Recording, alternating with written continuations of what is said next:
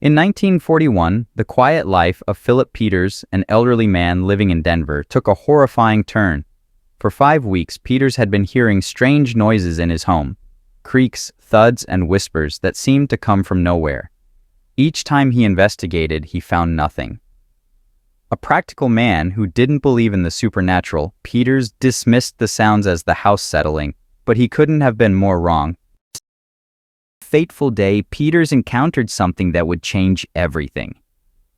As he approached his fridge, he saw a figure, an abnormally tall, slender man standing in his kitchen.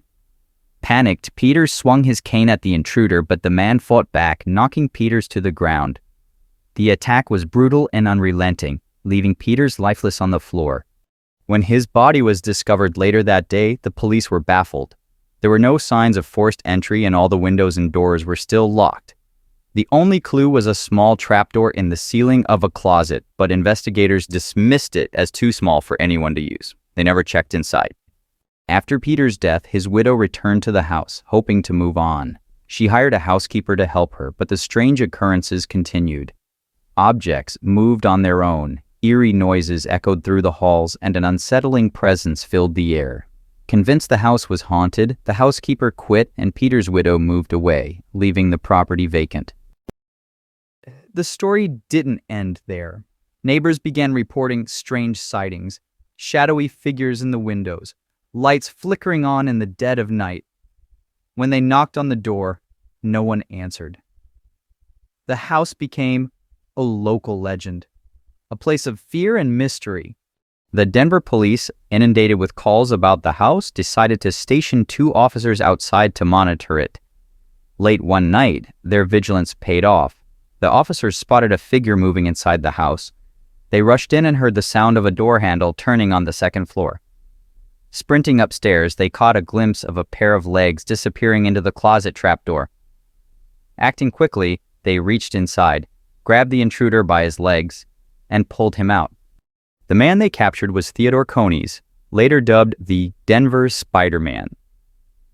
Coneys confessed to murdering Philip Peters and revealed that he had been living in the attic for nearly 9 months, surviving on scraps and sneaking through the trapdoor to move around the house. The strange noises, the flickering lights, and the eerie sightings, it had all been Coneys hiding in plain sight. The case of the Denver Spider-Man remains one of the most chilling true crime stories in American history.